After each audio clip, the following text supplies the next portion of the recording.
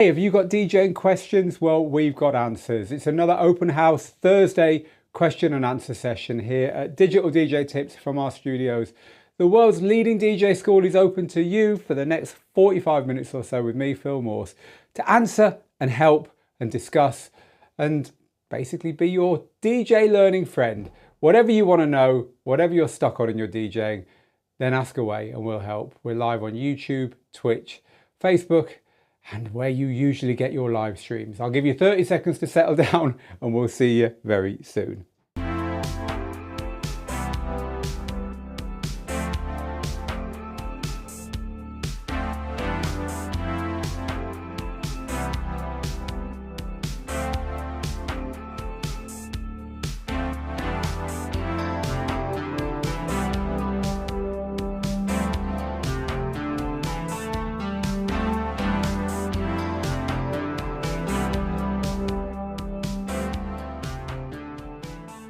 So our star controller of the week is the little Reloop Buddy, which is a great portable controller. We've got that little deck saver cover on it here as well to look after the thing. It's got a little slot in the back so you can put an iPad there as well and use it with Algorithms DJ. Although actually I'm using it today with virtual DJ software. So we've got virtual DJ set up in the studio should you have any questions about that or about this cute little controller. But honestly, we're here to help with whatever it is you want help with. We are actually making some lessons at the moment for a forthcoming course on this tiny little controller and with virtual DJ, hence we're here. So look, there's a lot going on in the world of DJing right now. There's a new version of Rekordbox software. We've written about that over on the website, which you can find at digitaldjtips.com. You can see our video and our early chat about this. Also, when you head over to digitaldjtips.com, you might see this banner here, Advanced DJ Training, $1 access, limited time. What's this all about? Click through and you'll find out. It's about our Digital DJ Lab Advanced DJ subscription, which is over and above all the courses we do for serious DJs only. Are you serious about learning? Are you serious about getting better at this fast? Digital DJ Lab is definitely worth a try. It'll cost you just $1 to try it for a month. And again, just head to the website and click in there. There's over 100 what we call mix deconstructions, where we break apart mixes by world famous DJs and show you how to do it on your gear. And around 100 what we call deep dives, which are when they're like mini courses. We take a small thing that needs teaching that people ask us about and we teach it over a video or two. These are the kind of things that we don't put in our main courses because we don't want to confuse people, but when you're getting serious, this is the kind of stuff that will keep you on top of your game. It's called Digital DJ Lab and you can click through from the website at digitaldjtips.com to find this and get the whole lot for just $1 for your first month. So go take a look at that. Now, we are really looking forward to talking about some of these things we just looked at there in the world of DJing this week. I know there's been a lot of people can't even download Rekordbox 7 because their site's been playing up. So hopefully you are getting into it now and it's starting to download for you. But what are your first impressions? Let us know. Also, we've been talking this week about, have you seen Suno, SUNO.ai? It's this incredible virtual reality AI site where you can type in a text prompt and it will develop music for you. Just say, hey, I want a tropical house song with these lyrics and these instruments, and it will just do it for you. And DJs are finding really cool uses for this, personalizing little kind of like a bit more than jingles but a bit less than songs with the names of couples at weddings and venues and so on. Amazing stuff. So maybe you've got questions about how AI is starting to influence DJing. We're here to help with a lot, and I've now given you enough time to get your very first questions in. They all come in live on my panel here, which you can see, and I'll just pick the ones that I think are going to help most people out. So all we ask is that you do two things. One, you stay polite. We are polite at Digital DJ Tips. This is DJing. It is not world politics. There's no need to get angry. But secondly, please ask only once, because if you cut and paste your question, you're going to stop other people's questions getting a fair chance of being answered. We cannot answer every question that gets asked. We get hundreds of questions asked every week on these things. So if you do like the whole format and the way this works, consider buying a course, because course owners get this every month where every question is guaranteed to be answered, which is pretty cool, including Digital DJ Lab, by the way. Right, so hello to Matty and hello to Mixmaster G. Hello to Scraggles and DJ Mary A. Lee, who's over on Twitch actually. And Mary A. Lee's got some early feedback on Rekordbox 7. And she says, I don't like the new folder layout. They've got a new folder layout down the left-hand side. I like the old where you just had the expanding folders that you didn't have to click back and forth on the icons to see. Well, thank you for sharing that feedback there as well. Hi, Johnny, and thanks for the thumbs up from you about our streams. Johnny says, can outdated equipment still be used? Think about buying a Control S8. I love the no jog wheels and the total control over the pads. So, yes, a qualified yes, Johnny. Older equipment can be used. Now you're thinking of buying a Traktor controller, and the Traktor Control S8 is basically, if you don't know what Traktor controllers are, it looks a bit like this without the jog wheels, and they've got like more going on in the pad area and more faders. They've got like 4 faders here and 4 faders here for each deck that let you fade in and out different stems and so on. Pretty cool controller.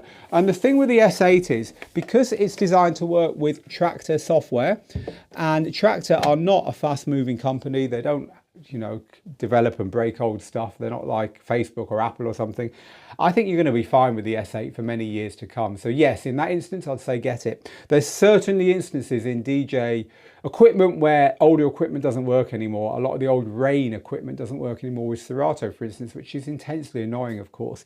But I think you'll be fine with Traktor and with your Control S8. So yeah, good move. I think you should go for it, Johnny.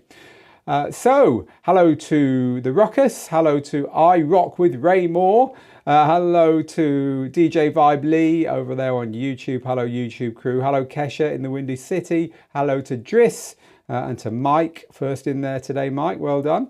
This then is a question that came in from, actually it's not even a question, it's just a nice comment, thank you. Thank you, Cisco. I just wanted to give you guys a giant thank you. Every time I ask you a question, you always respond and help. Hey, we try our hardest. This is from Iggy, who says, is it okay for clubs to use old CDJs and equipment to save costs?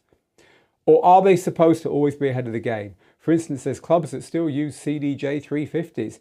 Funnily enough, we were just talking about DJing in smaller clubs and bars and so on. We were using this, that's the wrong one, this image here as part of our training to kind of represent those kind of smaller venues where they might have a bit of gear, but it's certainly not, state-of-the-art stuff. And it's not really a case of whether it's okay or not. It's a case of you get what you're given.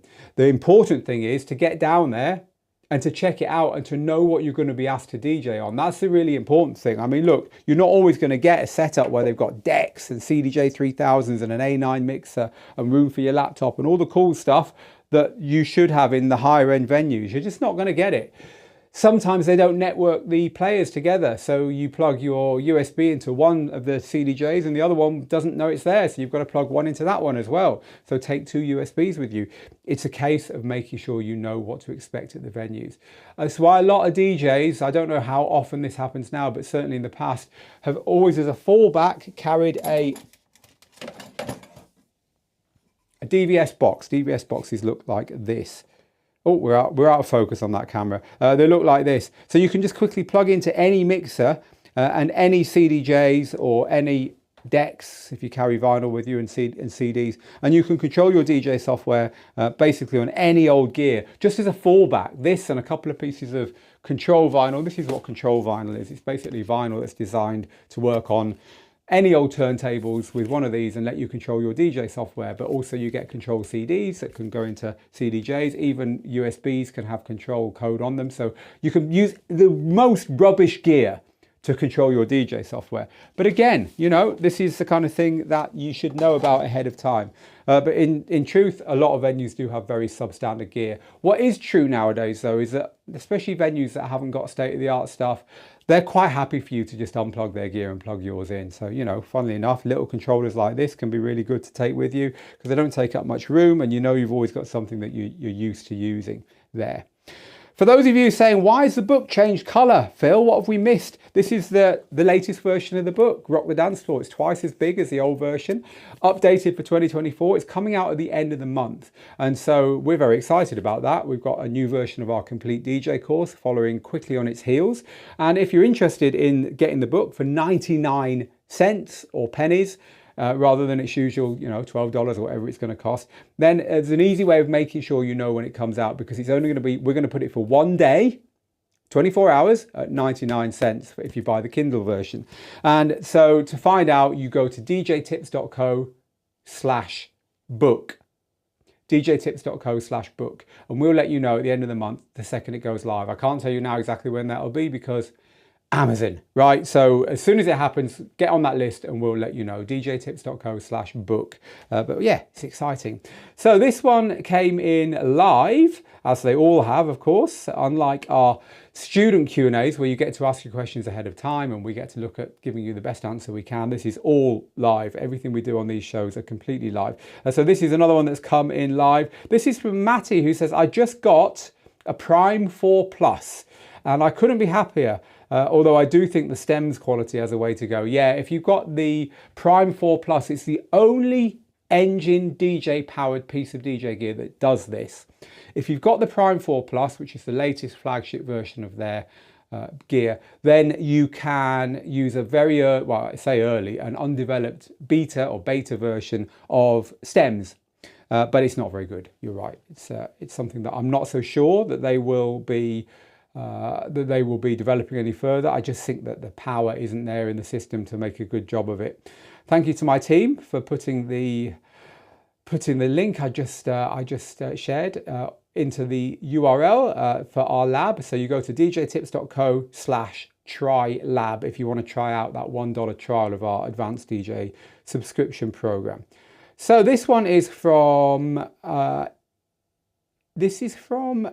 Mike, who says, I heard that in Rekordbox version 7, again, we've been talking about the fact that Rekordbox has now come in a updated version 7 for all Pioneer DJ compatible gear. And in Rekordbox version 7, which you would think, wouldn't you, if it's going to be a big upgrade from 6 to 7, you'd think that some of the things people were asking about most are going to be fixed. But as we pointed out in our article, that's not actually the case. The big thing that they've missed, which we talk about down here when we say, does it deserve the leap from 6 to 7, is the stems quality. What everyone would have liked to have seen would have been improvement in the stems, and they haven't improved them, unfortunately. The stems are exactly as they were. Rekordbox's stems, unlike engine DJs, are done in the laptop, of course, because it's laptop software, and laptops are powerful, so stems can sound great in laptops. We've got reviews of the latest version of the software that we've been playing with here today, actually, Virtual DJ, which has got incredible sounding stems, as has Serato DJ, as has Algorithm's DJ Pro AI that works with this little unit we've got here, as indeed has DJ Studio, which is another piece of DJ software that's on the scene in the last year, which isn't actually for DJing live with, it's for preparing your mixes on dj.studio. All of those have got really, really good stems, but Rekordbox's stems are still pretty substandard, so we're hoping that they're going to improve on those soon. But certainly at the first version 7.0 they haven't done it, which is a bit of a shame. And people are saying, look, for a big leap from 6 to 7, you'd think they'd have fixed that. Maybe they should have done, but it's not happened, unfortunately, Mike. So this one is from that one, and that one says, in regard to gain levels, so your gain control is the control on your DJ gear at the top of the mixer. So let's go and look at a proper DJ mixer here. So you've got your channels, then you've got your, normally a filter, right? Then you've got your low, mid and high, and then right at the very top, just underneath my laptop here, you've got your gain controls. They're controlling the input into the channel from whatever's going in there before you do anything else with it, right? So the question here is about the gain controls, and this is in regards to gain levels. Should my gain levels start within the software? Because I've always kept mine all the way up. You're using DJ Pro from Algorithm, and what I would say is that, look, you're using quite an advanced piece of DJ software there, and the best thing to do is just leave them on auto gain and forget about it, because it will just make it okay. It'll get them loud, but not too loud, and it will also balance your tracks. Ultimately, it's the same with any gain levels. You don't want to be pushing the meters into the red. As long as you're not pushing the meters into the red, then you're doing well. But also, people do overthink this. Listen to it. Can you hear distortion? Does it sound like you're pushing it too hard? Then turn it down a bit. You know, the problem with DJ tools, it's a bit like your watch, right? So this is a good example because my wife does this a lot, God bless her. She'll wake up in the morning and she'll check her watch to see if she slept well. It's like, well, what do you think? Do you feel like you slept well? Are you still tired? And it's like we get to the point sometimes where we're so reliant on the data that's being given to us from our VU meters, from our Fitbits, from the world, you know, there's so much data available to us now that we start doubting what we can feel with our own senses. Listen to it. Does it sound distorted, or does it sound nice and clear? When you mix the next song in, is it too quiet? So maybe your gain wasn't high enough on that one. In the old days, we never had anything other than the controls in front of us and maybe a meter. This is my first ever DJ mixer. I mean, it's laughably simple now, isn't it? But there was no data other than very simple VU meter in the middle and a gain controller at the top for us to mix all kinds of stuff. Because of course, back in the day with vinyl, we were mixing vinyl that was maybe really loudly pressed, like a 12-inch that maybe had one song on each side of the 12-inch. And that song, the 12-inch played at 45, which is 45 revolutions a minute. So there's an awful lot of groove going past the needle, and the grooves were really thick because there's only one song pressed on one side of the record. And it was really carefully made for us DJs. So you'd get a really loud, really pumping, really solid piece of vinyl that just sounded awesome through your mixer. And then you'd get a Street Sounds Volume 13 compilation, which was back in the day full of all the stuff that you couldn't buy the individual singles of because it was all from the US or whatever for us in the UK. And so you get these albums that had like 8 or 9 or 10 tracks on each side. And they played at 33 so that they could squeeze it all on, which meant that the grooves were going past the needle a lot slower. And the grooves were a lot finer and closer together because they had to fit 30 minutes of music on one side rather than 5 minutes. And they were a third of the volume. And so you'd end up on your mixer with the gain really high on those and really low, lower than you wanted it on the others, just to get a balance, right? So we did all that by ear. We did it all by feel. We did it all by experience. And so I do encourage you not to overthink the controls on your DJ software, the gains or any other control. Trust your ears first and try and get it right that way. I kind of went off on one there, didn't I, about trusting your senses. But look, as DJs, we have to trust our senses. And the ears are the big one, aren't they? We have to take the lead, and we have to have confidence in what we're hearing. And we have to basically be the ones that say that's okay or that's not okay. So another great example is the key detection algorithms. All software has got key detection built in now, and all software can show you the musical key of your tracks. It's somewhere here in Virtual DJ. I'm just trying to remember where it is in Virtual DJ. It's here, right? You can see here, just zoomed into this area. We've got key, and you've got the key changing that you can make here. Now, the key is great. You can now match keys to keys. How amazing is that? You can have we've pioneered a system called fuzzy key mixing, which allows you to mix any song into any other song in key. Incredible stuff. However, sometimes the system gets it wrong. Sometimes it analyzes your music and it's not got it right. And sometimes just because songs are in the same key or close by key, they still don't sound right together. Why? Because a good mix isn't only about whether they're in the same musical key. So one mistake that new DJs make is that they trust the data over their own ears, right? If it sounds rubbish, it probably is rubbish. So yeah, trust your ears. As I say, kind of went off on one there, but I hope there was some value in there for you, people. And thank you very, very much for the question there, that one on YouTube. What have we got next then? So when do you reckon Traktor, says Jesse, talking about Traktor, is going to get stems and flexi grids, Phil? Right, let's talk about those two things. Stems. So stems is all about the real-time stems. You don't mean stems as in just having the ability to play different stems in a track, because Traktor's always had it. But the trouble is you needed special files, which no one had, no one made.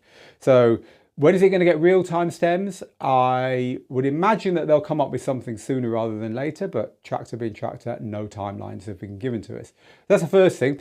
Flexi grids, again, they've been saying for years and years and years.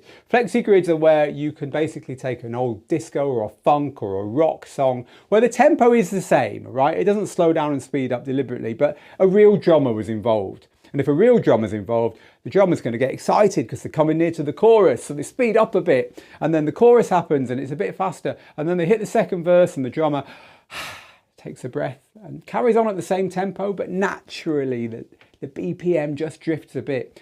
DJ software nowadays can, somewhere between average and brilliant, cope with that. Except Traktor, which just cannot. It just cannot cope with it. With Traktor, if it's not got a steady electronic beat laid down by a drum machine, don't try the beat gridding.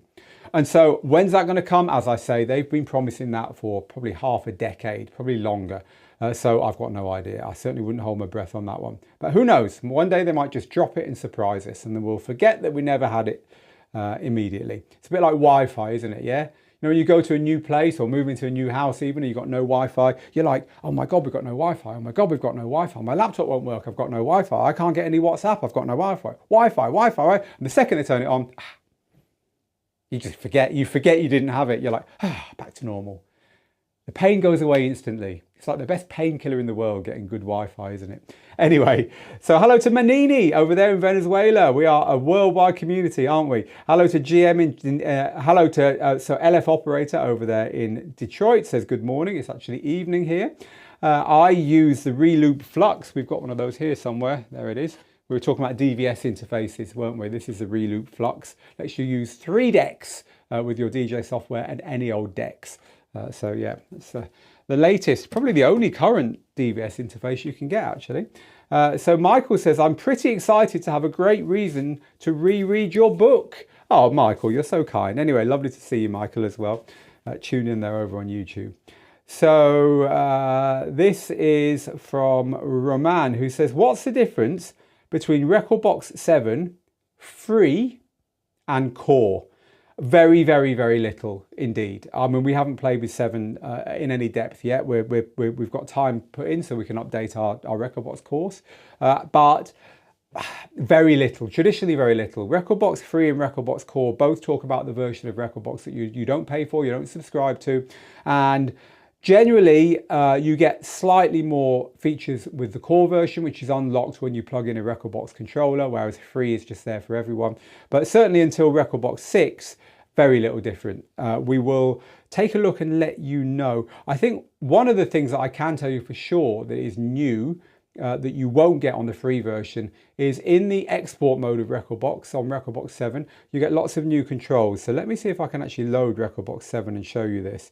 I haven't actually even got the new version of it, the release version here. I've only got the beta version that they shared with us a little while ago, but I'm pretty sure this will have exactly what I want to show you.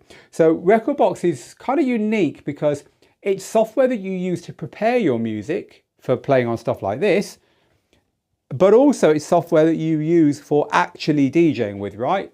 And so Rekordbox is kind of got this dual purpose use, and that means that it is a piece of software where you can literally at the top of the software switch the view that you want depending upon what you're using it for. So one of the things Rekordbox has always been, in fact before it was even DJ software, one of the things Rekordbox was a piece of software for preparing your music for playing on CDJs like I have behind me here. And so in order to do that in Rekordbox, you go to the very top and you switch from performance to export mode, which is their mode for preparing your music. Now in here, they've got a new dual player. So at the top here, I can go to the dual player. Now this dual player here will let you load a couple of songs and then you can do things with them that you couldn't do before. So the idea of here is not to DJ with this, but rather it is to practice your mixes, to find places where you can transition between your songs and so on. So you've always been able to add cue points and stuff like that, but now you can press auto gain, you can highlight the highs and mids and lows of the track, kill the highs and mids and lows, so you can practice how they would sound when you are basically duplicating on the DJ software what you would do on the highs, mids and lows, literally on your DJ gear when you're playing, right? And also it's got the key shift function here as well, and key sync, so you can put the songs into similar keys, and then quite nicely you can lock them together. So once you've locked the decks together with this feature here, when you move one, the other one moves as well. So this is all designed to help you to prepare your mixes ahead of time, and that I know for sure is not available in the free version. You need either a serial number for a piece of equipment, or you need a piece of equipment plugged in. There's probably other things. We'll let you know more inside our Rekordbox Made Easy course, or if you ask when we know a little bit down the line. Thank you, Roman, for the question. We're live, by the way, if you're joining us on YouTube, Twitch or Facebook right now. It's me, Phil, here in the Digital DJ Tips studio with another one of our Thursday open house Ask Anything sessions. The school is open to you just for 45 minutes or so to ask anything you want about your DJing. I'm here to help. And remember, if you are just tuning in, you won't know this actually. If you head to the Digital DJ Tips website right now at digitaldjtips.com and click into the blog itself, which is the word latest at the top, and then into any post, it's one way of getting to this banner here. Advanced DJ Training, $1 access, limited time. This will take you to a very special offer we're running right now on our advanced DJ subscription program, Digital DJ Lab. It's going to cost you $1 to try this for a month with no strings attached and no commitments at all. So look, I don't need to tell you much more about that. I think I've probably told you enough to be worth $1 of your money. So go take a look at Digital DJ Lab, see if it's for you. It is our most advanced DJ training, and we've got thousands of happy people who know what you maybe don't know yet, which is the amazing stuff that's in there. So come take a look. Right, so the next question then in our live questions coming in is from Colin, who says apparently there is word on the street that they are working on improved stems inside Rekordbox 7. Yeah, of course they are. It'd be craziness if they weren't. Harmonic Boom says, in software, gains, so we were talking about gain controls, weren't we, can be permanently set at the file level, or you can use a product like Platinum Notes to get your volume levels equal before playing tracks out, and then gains require less fuss. So yeah, this actually comes back to what I was talking about in the old days of using DJ mixers and all kinds of volume levels in vinyl. You can use software, and one piece of software that will do this is called Platinum Notes, which can basically make your digital music files as loud as possible without them distorting before you even go anywhere near your DJ software. And you're quite right, if you do that, you're going to get less worry about having to adjust your gain controls at all inside your software. But also, and this is a bit of an aesthetic thing, you'll get nice fat waveforms in the software, because if you put a very quiet song into your DJ software, the waveform can be quite puny and thin, and if you've got any kind of OCD, that can be quite annoying. It certainly annoys me. Right, so Mixmaster G said, you even had, we were talking about back in the day here, you even had 7-inch records that contained the same audio as the 12-inch, but the 12-inch cost triple the price. Oh, some of the scams they pulled with vinyl back in the day was incredible. Funnily enough, I am currently assembling a load of 80s vinyl. I've got, it's been triggered by getting that Columbia record deck, that Stocchio record deck. I don't know if you saw on the website, we covered it recently, I'll show you. We covered a record deck from Stocchio, which is a Japanese company that's kind of taken over the distribution and the manufacture of this really nice portable turntable. Here it is, we've got a review of it on the site. And this thing is literally the same as a model made by a company called Columbia back in the day. And I've just been utterly inspired. I love it. I just love it. And so I've decided to start collecting some old 7-inch singles from my youth, from back in the 1980s. And I want to play a DJ set. There's me using the unit on a 12-inch record, because I don't own any 7-inches. I had to actually review this with 12 inches. But look at that. That record deck is literally playing the song there, and you can play it vertically. How crazy is that? Anyway, it's worked. It's given me the bug again. I want to get a couple of those and a little mixer, and I want to play 7-inch 1980s DJ sets for fun. So Always keep doing different things, people. I honestly think if you keep doing different things in your DJing, if you do what excites you, you'll never get bored. And being an old guy, what excites me is 7 inches from the 70s. Your excitement may vary. I blinking well hope it does.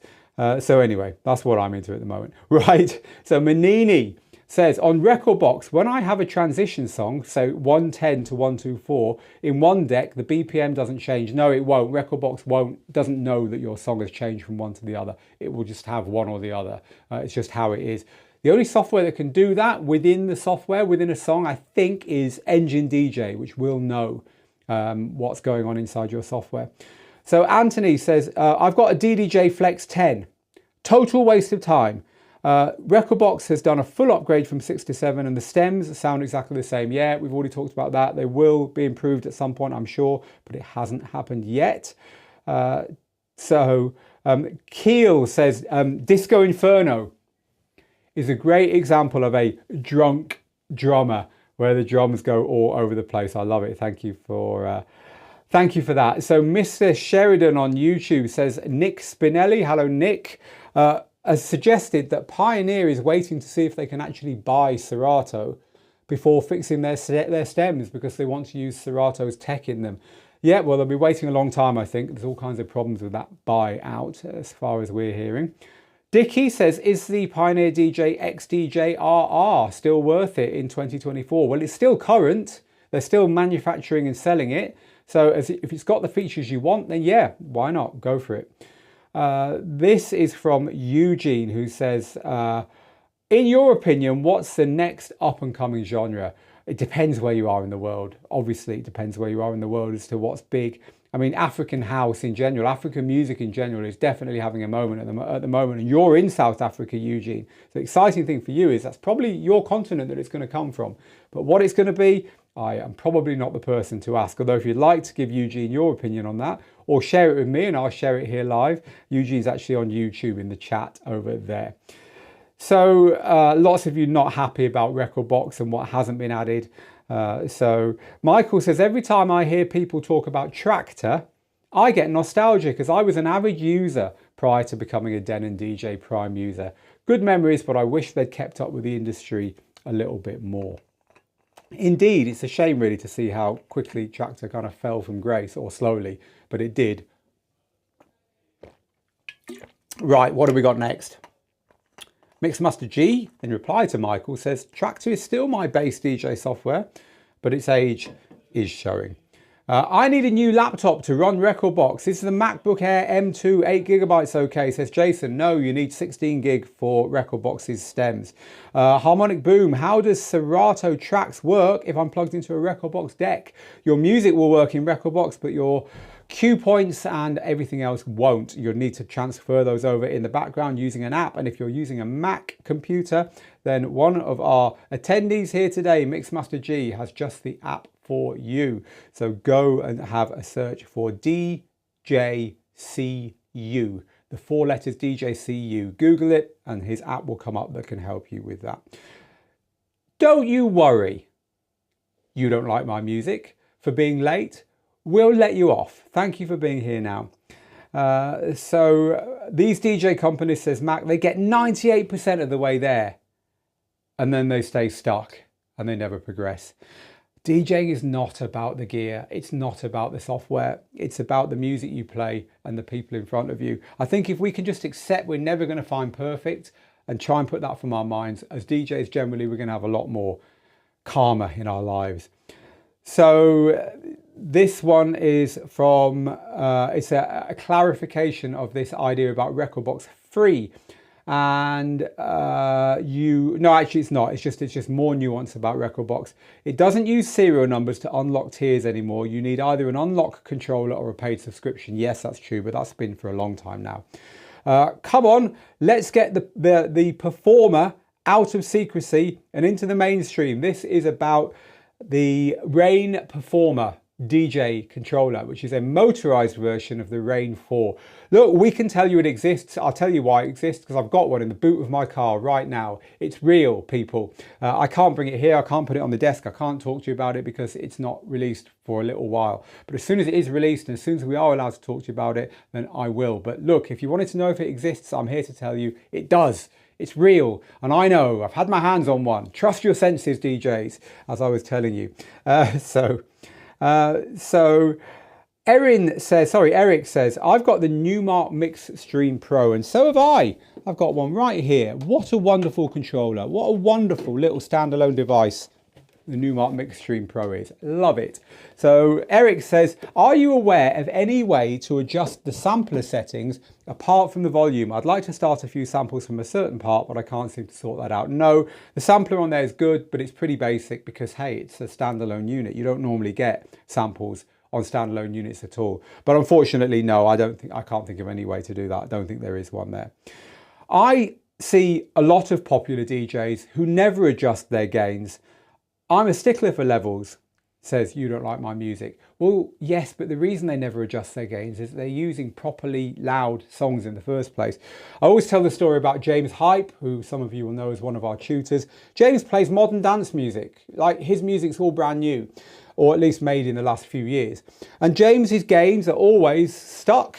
Whoops, wrong button. Always stuck at 11 o'clock. That's where he keeps his gains. That's the end of it. End of story. And James always says there's only one track I play that I have to mess around with the gains, and that is Daft Punk's One More Time. Because when I do the routine with Fisher's Losing It and Daft Punk's One More Time, Daft Punk's really quiet because it's an older song. So he's got his gain at 2 o'clock for that. So it's not like a lot of these DJs, it's not like they're not looking at their gains or they don't care about it. It's just they don't need to adjust them because all their songs are pushed right as loud as they can go anyway. And so there's no need to mess with it. So lots of you agreeing with Nick, and Jazzy's got the same thought here that Alpha Theta, i.e. Pioneer DJ, are indeed probably waiting to see if they can take over Serato before updating their stems. And so this is from Agnes, who says, is 7 years old too young to learn DJing? Oh, bless. I don't know if you're Agnes's parent or you are Agnes. But anyway, is 7 years old too young to learn to DJ? I think this actually is you. I have no music background, so I don't know where to start. I could buy the complete DJ course, but I can't expect her to sit through it. So yes, you are. It is your daughter you're talking about here, Agnes. How should I go about this? Let me tell you a story about how you can teach very young children to DJ. So I taught my 10-year-old to DJ. I'll just give you some tips, right? So the first tip is this. I know it's upside down. This is a standalone DJ unit. There's no need for a laptop and there's no need to own any music. I think that's essential for a child. They need to be able to press the on button and within 30 seconds be playing. No need to plug anything else in. This has got speakers as well. Without that, I think you're not going to keep their attention for long enough. I really do. I love that Newmark Mix Stream Pro Go. For the price, hundreds, not thousands. Admittedly, it's a lot of money, but it's so much less than buying equivalent DJ gear that can do everything that can do from other sources. I just think it's incredible. So you're going to want a very easy way for them to play without having to plug extra stuff in. I guess you could go for an iPad plugged into a controller like this one here, but even that's not as simple. So you're going to need a very simple way for your child to play. You're going to need a streaming service for their music. Trust me, they don't want to download songs. That's beyond any child's willpower and certainly beyond a 7-year-old's capability. But guess what? You show them how to use Tidal. Tidal would be the one to use because it works in DJ gear like that. Then it won't take them long to assemble the music they like. And that's my next tip. Let them pick the music. They know more about the music they want to play than you do. Trust me. And then you need to show them some very, very, very simple stuff. And you don't need to buy a DJ course from us to do that. Our complete DJ course will go way over their head. You need to show them how to cut out the gaps between the music, start one song, stop another one, fade one in, fade one out. Any more than that is going to be beyond them, and honestly, they don't need it. So if your child can put music into a streaming service, access that on their DJ gear and play that music, then they're going to love it. And my final tip is get them in front of other people doing it. Get them in front of kids their own age and get them playing the music, because once they've got that bug, they're going to love you for that. Don't just let them mess around at home. They'll get bored too quickly. If you can show your child how to play records in front of other people at 7 years old, you are literally a saint. And I want to bow down to you, because you might have just given that child a gift that you just I cannot begin to tell you how profound that gift might be. My daughter, I taught her exactly in the way I just told you when she was 10, and she went to DJ at her first school, end of like everything. She was moving up to high school, and she was asked to DJ. I taught her to do it. She played for the younger kids, and then she was going to go to the party immediately afterwards in the school assembly hall for her age group. It was there last year in school. And she had so much fun playing for an hour and a half for the younger kids that she said, can I carry on? And they said, of course you can. So she literally ended up playing a 3-hour DJ set in 2 halves at 10 years old. She had her best mate on a phone, on Tidal, downloading all these songs that she didn't have, adding them to a playlist. Meanwhile, she's on the DJ gear, refreshing everything, clicking refresh, seeing all the new songs, mixing them in. She's got the microphone. She's telling the kids not to jump up and down too much, or the teacher's going to make them turn the music down. She's worried about songs with curse words in that she's downloaded, and she's got the headmistress dancing. And she said at one point she played a song that she knew there was going to be some swearing in it, and as the swearing approached, she's like got her head in her hands, and she saw the teacher punch in the air, singing the song, including the words she was worried about, and then she thought, this is the best thing I think I've ever done in my life. And she came back absolutely buzzing. So do it. Get your daughter out there, Agnes. 7 is not too young. Just make it as easy as you can for her, and make the teaching literally, here's how to cut out the gaps and keep the volume the same and get the music in. She'll do the rest if you put her in front of other people and say, off you go. I love it. I love it getting kids into DJing early. 10 years old was when I started buying music and going to discos. I remember on the under 11s disco at the local community centre. That's when I got the bug, watching the DJ there, totally losing it myself in front of the right-hand speaker. I remember the song and everything, where the penny dropped, and I thought, I want to do this. And it wasn't long before I was. So yeah, definitely. Right. The first 7-inch single I bought was Frankie Goes to Hollywood's 2 Tribes, says You Don't Like My Music. The first 7-inch I bought was Ottowan's DISCO. So there you go. Michael says, everyone like this video. Thank you, Michael.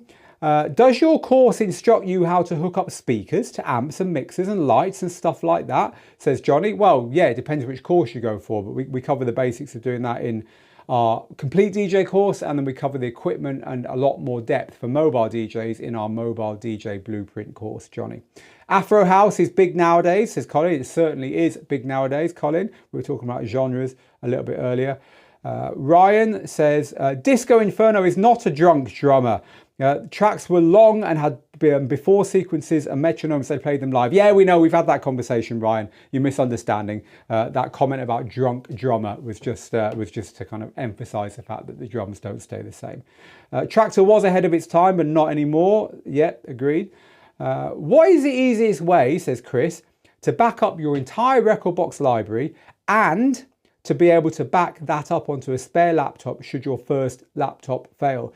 So you basically just there's loads of ways of doing this. One way that people do is they literally mirror one laptop onto another. Professionals who just literally want to be able to unplug one and plug another one in will do it that way. You can take the Rekordbox library and the music and put it across onto another laptop. That is possible because they're 2 separate things, but then you can get a separate instance of Rekordbox running. What I don't recommend you do, unless you use their cloud, which is the third way and the most expensive way, is their own cloud, because their cloud will just let you stick the lot in your Dropbox and everything stays in sync forever, which is awesome, but it'll cost you a lot. But don't try and do that without their cloud. Don't think, oh, I'm just going to stick it in Dropbox and I'll have more than one computer accessing it, because that can mess things up. So there's a few ways of doing that. Their one is there, but you certainly don't have to do that if it's just for a backup. Right. 1 or 2 more, then I've got to get out of here today, folks. We've, as always, run out of time. It seems to go so quickly. This is from Lou. Everyone's talking about Rekordbox, but then why not? It's just been released in a new version.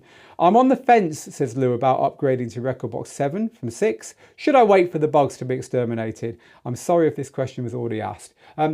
No, look, I would say wait till 7.1.